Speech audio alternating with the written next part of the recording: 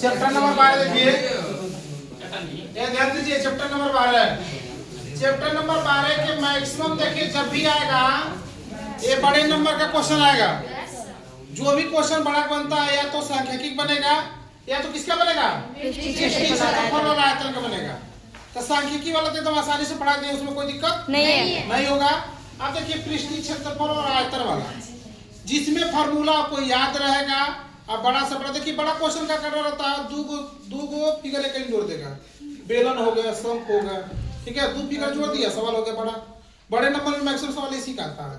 जब भी इसको ढंग से पढ़ना है ये हो जाए, देखिएगा जिसकी सभी भुजाएं बराबर होती है उसे कहते हैं घन। क्या कहते हैं? घन। जिसकी देखिए अलग अलग भुजाएं होती है उसे क्या कहते हैं? घनाभ।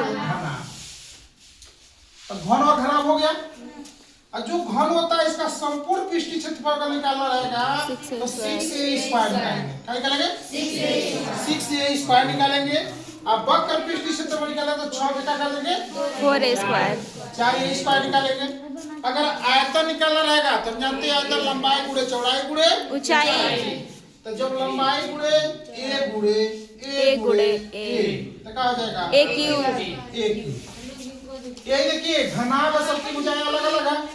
इस संपूर्ण पृष्ठीय क्षेत्रफल का होता है 2lb कोष्ठक में lb plus bh plus hh।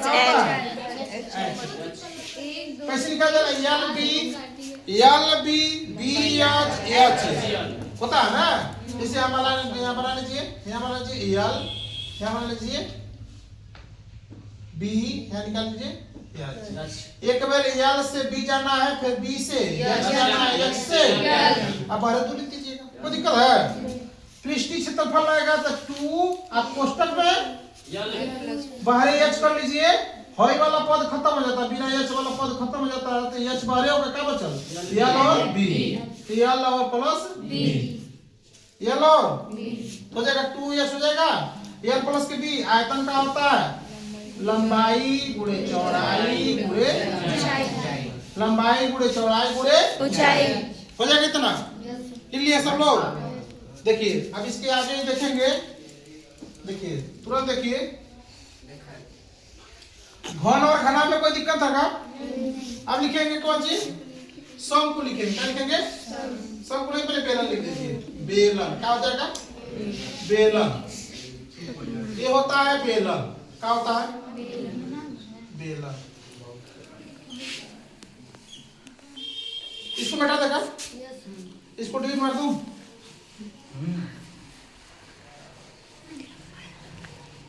देख लीजिए ये क्या है? बेलन। अब बेलन के देखिए यहाँ से यहाँ तक देखिए है, ध्यान दीजिए, यहाँ से यहाँ जो होता है त्रिज्या। क्या होता है? त्रिज्या। और यहाँ से हल्का होता है ऊंचाई। क्या होता है? ऊंचाई। तो कहेंगे बेलन का संपूर्ण पृष्ठीय क्षेत्रफल हो जाएगा 2 पाई r। अब कोष्ठक में r प्लस के h, कितना आसान है कि 2 पाई r कोष्ठक में r प्लस के। अब कहेंगे बेलन का वक्र पृष्ठीय क्षेत्रफल, वक्र पृष्ठीय क्षेत्रफल का 2 पाई r h। किसी दिक्कत है का? अब देखिए इसी को कहेंगे आयतन। बेलन का आयतन लिखते रहिए। बेलन का आयतन हो जाएगा, आयतन का हो जाएगा पाई r स्क्वायर h। आपको फॉर्मूला क्या होना चाहिए? याद होना चाहिए। ये क्या है? बेलन। आपका देखेंगे शंकु के बारे में। क्या? शंकु के बारे में। शंकु के बारे में देखिए, शंकु का फिगर आपको आना चाहिए। टोपी जोकर के टोपी नहीं होता है या बर्थडे वाला टोपी, वही का है शंकु। यहाँ से हल्का हो जाएगा इसका त्रिज्या, ये क्या हो जाएगा? ऊंचाई। ये हो जाएगा तिर्यक ऊंचाई। तिर्यक ऊंचाई कैसे पता करते हैं? कोई दिक्कत हो तो कहेंगे, देखिए कहेंगे तिर्यक ऊंचाई, तिर्यक ऊंचाई। क्या हो जाएगा? h square plus k r r square. R square. किसी दिक्कत है? नहीं। पढ़ेंगे शंकु का संपूर्ण पृष्ठीय क्षेत्रफल। जो संपूर्ण पृष्ठीय क्षेत्रफल हो जाएगा पाई आर, कोष्टक में आर प्लस के पाई आर, कोष्टक में आर प्लस के, सही है ना? बाहर हो जाएगा पाई आर, कोष्टक हो जाएगा आर प्लस के यल हो जाएगा। अब कहेंगे शंकु का वक्र पृष्ठीय क्षेत्रफल। क्या हो? वक्र पृष्ठीय क्षेत्रफल। पृष्ठीय क्षेत्रफल का हो जाएगा पाई आर यल। यल कहाँ से आएगा पता है ना? हाँ तेरे को जैसे। शंकु का आयतन, शंकु का आयतन समझ लीजिए, फॉर्मूला समझ लेंगे सब हो जाएगा। 1/3 pi r square h. Pi r square h हो जाएगा। अब इसी साथ देख लीजिए, क्या देखना आपको? गोला देख लेना। क्या देखना है? गोला हो जाएगा। अब देख लीजिए, गोले देख लीजिए, यहाँ गोला करिए।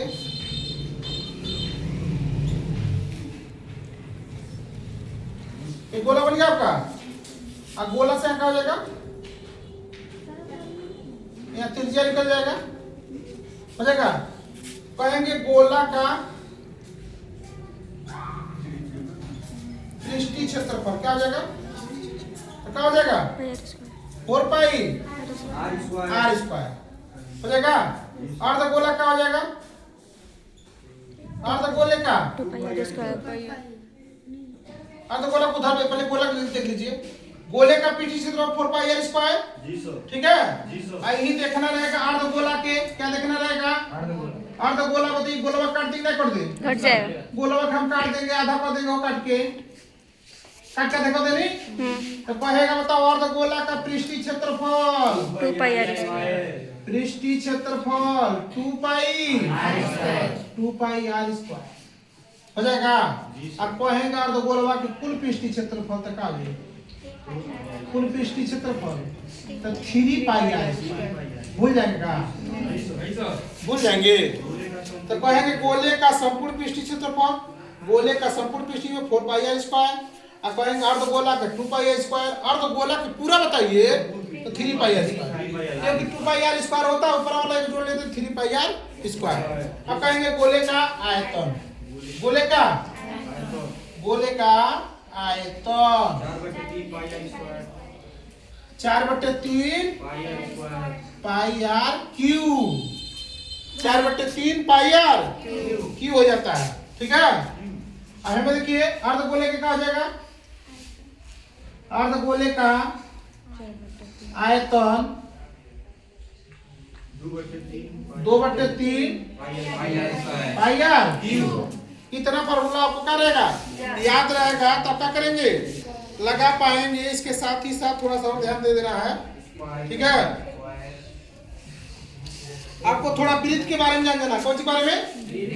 वृत्त के बारे में देख लीजिए, समझ लीजिए। अगर वृत्त दिया रहेगा यहाँ छोटा सा, अब कहेगा वृत्त का क्षेत्रफल बताइए। वृत्त का जो क्षेत्रफल होता है पाई आर स्क्वायर। वृत्त का जो परिध होता है 2 पाई आर। वृत्त का परिध होता है 2 पाई आर। तो देखिए पृष्ठीय क्षेत्रफल और आयतन आपको शंकु का घन के, घनाभ के, बेलन के, शंकु के और गोला के, अर्धगोला के और वृत्त का फार्मूला याद रहेगा। आराम से न्यूमेरिकल का हो जाएगा, लग जाएगा। क्योंकि देखिए इसका न्यूमेरिकल वही लगा पाएगा जिसको फार्मूला का होना चाहिए याद। बिना फार्मूला याद किए आप न्यूमेरिकल नहीं लगा सकेंगे।